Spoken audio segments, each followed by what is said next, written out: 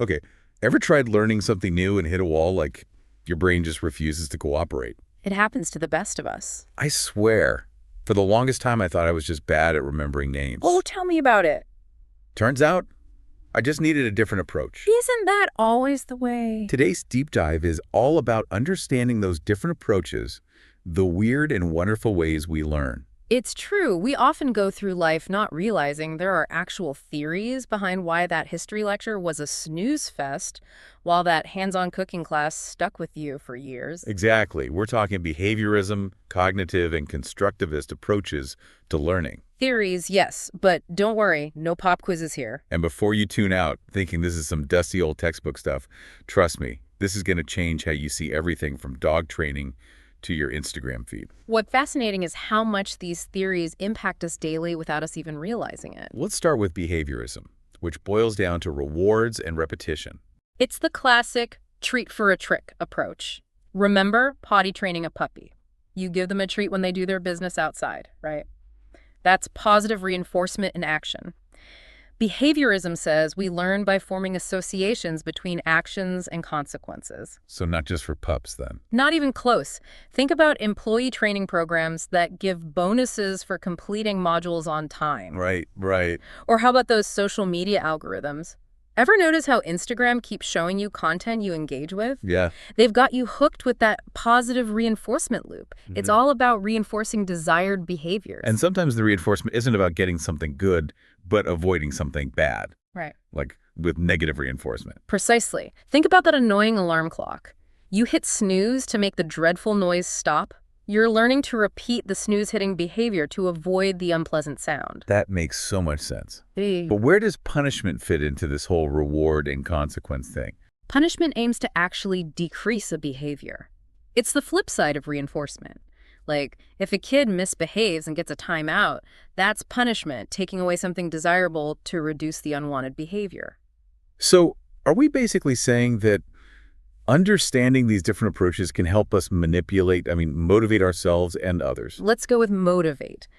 Understanding these mechanisms can help us create environments where learning or even just desired behaviors are more likely to occur. But it's not just about external rewards and punishments. Let's step inside the mental factory with the cognitive approach. Oh, yes. This is where we get to geek out about how our brains actually process information. It's true. It's like those factory documentaries, but instead of widgets, it's knowledge. And like any good factory, our brains have different departments for different stages of the process. Think of sensory memory as the mailroom. It briefly holds on to everything coming in through your senses.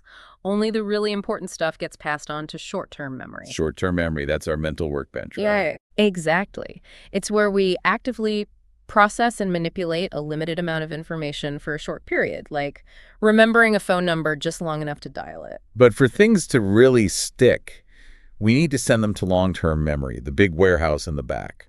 And like any well-organized warehouse, long-term memory has different sections. We store personal memories, like that time you won that pie eating contest. Don't tell my doctor about that. And we have procedural memory, which is how we remember to do things. Right. It's like riding a bike. You just do it without thinking about each step.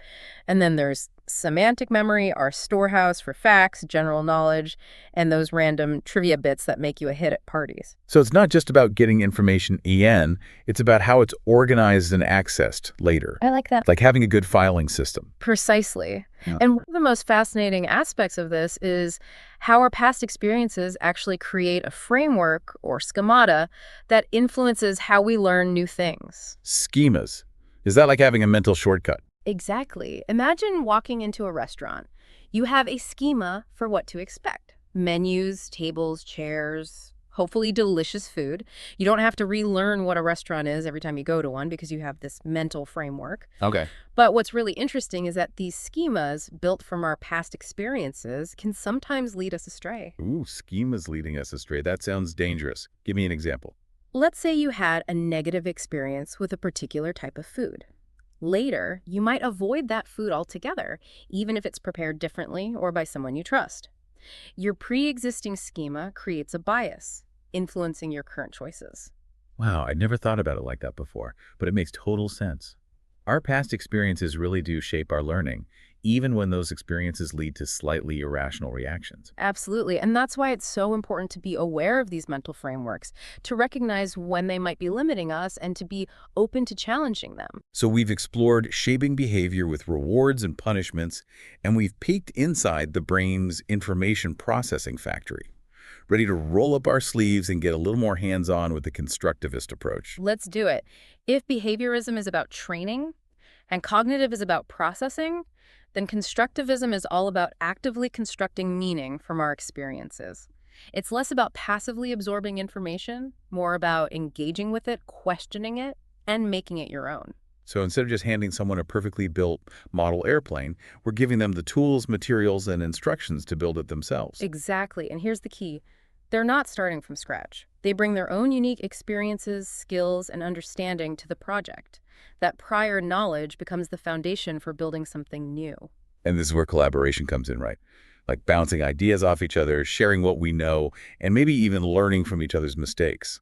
Precisely. Cooperative learning environments where people work together towards a shared goal are a hallmark of the constructivist approach. And then there's this fantastic concept called Vygotsky's Zone of Proximal Development, or ZPD.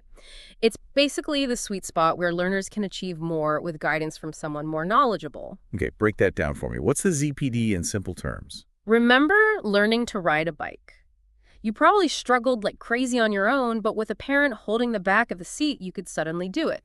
That's the ZPD, that space where we can almost, but not quite, grasp a concept or skill independently. With the right support, we can bridge that gap and reach a whole new level of understanding. That is such a good analogy, and it really highlights how important mentors, teachers, or even just peers can be in our learning journey. We're not meant to figure everything out in isolation, are we? Absolutely not. We learn best when we're part of a learning ecosystem, interacting with others, sharing our knowledge, and supporting each other's growth. So to recap, we've got behaviorism with its focus on rewards and consequences, cognitive with its exploration of mental processes, and constructivism with its emphasis on active learning and collaboration. That's a lot to process, even from my supercharged long-term memory. Any key takeaways before we move on? Absolutely. Remember, these approaches aren't mutually exclusive. They each offer valuable insights into how we learn, and effective teaching often draws upon elements of all three. Right. It's like having a well-stocked toolkit. You wouldn't use a hammer for every job, would you? You'd choose the right tool or combination of tools based on the task at hand. And perhaps the most important takeaway is this. Understanding your own WN learning style is key. What works best for you might not be the same for everyone. Are you motivated by rewards? Do you need clear explanations and examples? Do you thrive in collaborative environments? These are all questions worth exploring as you continue on your learning journey. It's like that saying, give a man a fish, you feed him for a day. Teach a man to fish, you feed him for a lifetime. Understanding how you learn best is like mastering those fishing techniques. What's fascinating here is that this self-awareness can unlock a whole new level of effectiveness, not just in classrooms, but in any area of life where learning is involved. And isn't learning involved in everything? Whether it's picking up a new skill for work, navigating a tricky social situation, or even just expanding your knowledge on a topic you're passionate about. Precisely. Every interaction, every experience has the potential to be a learning opportunity, but it's up to us to be open to it, to engage with it, and to use the right tools for the job. Speaking of tools, let's revisit those learning approaches in the context of a real-world example. Imagine you're trying to learn a new language. How would each approach tackle this challenge? Excellent question. A behaviorist approach might emphasize repetition and reward. Think flashcards, drills, and maybe even a little treat for yourself every time you master a new set of vocabulary words. So it's all about building those neural pathways through consistent practice and positive reinforcement. Exactly. Now, a cognitive approach might focus on breaking down the language into manageable chunks, understanding the underlying grammar rules, and using memory techniques to retain new vocabulary. It's like building a mental framework for the language, understanding the why behind the what. Precisely. And a constructivist approach might encourage you to immerse yourself in the language, have conversations with native speakers, and learn through real-world experiences. So it's less about rote memorization and more about actively using the language to communicate and make meaning in authentic situations. Exactly. And just like with any skill, you might find that a combination of these approaches works best for you. And that's the beauty of understanding these learning theories. You're not stuck in one mode. You can adapt, experiment, and find what works best for you. But here's a thought-provoking question. Do you think our education system always reflects this flexibility? Or do we sometimes get stuck in a particular approach, even if it's not serving all learners? That's a nuanced question, and one that educators grapple with constantly. Ideally, we strive for a balanced approach, incorporating elements of all three theories. However, practical constraints, standardized testing, and even deeply ingrained teaching styles can sometimes lead to an over-reliance on one approach over others. And that's where self-awareness becomes so important, not just for learners, but for educators as well. Recognizing your own biases, your go-to methods, and being open to incorporating new strategies can make all the difference in creating a truly effective learning environment. Couldn't agree more. It's about being reflective practitioners, constantly evaluating our methods and adjusting our approach based on the needs of our learners. So we've explored these learning theories, dived into real-world applications, and even challenged some conventional thinking about education. But before we wrap up this deep dive, I have one final burning question. I'm all ears. If we were to design the ideal learning environment, one that truly embraces the principles of all three approaches, what would it look like? Now, that's a question that could spark a whole other deep dive. Maybe it will. But for now, let's give our listeners something to ponder. Imagine a learning environment that sparks curiosity, like a choose-your-own-adventure book, with clear goals and personalized paths to get there. A place where feedback is more than just a grade. It's a conversation, a chance to reflect and adjust your approach based on your unique strengths and challenges. Where collaboration isn't just encouraged, it's woven into the fabric of learning. Think group projects that feel less like dividing and conquering and more like building something amazing together. And let's not forget the role of real-world application. Imagine if learning wasn't confined to textbooks and classrooms, but extended into the community, into internships, into solving real-world problems. Now that's a learning environment I could get behind. It's about time we ditch the one-size-fits-all model and embrace the beautiful complexity of how we learn. It's about empowering learners to become active architects of their own education, equipped with the tools and self-awareness to navigate a world that's constantly changing. So what does this all mean for you, our amazing listener? Whether you're a student, an educator, or just someone who's committed to lifelong learning, and let's face it, that should be all of us, take a moment to reflect on what we've explored today. Think about the times you've thrived in certain learning environments and struggled in others.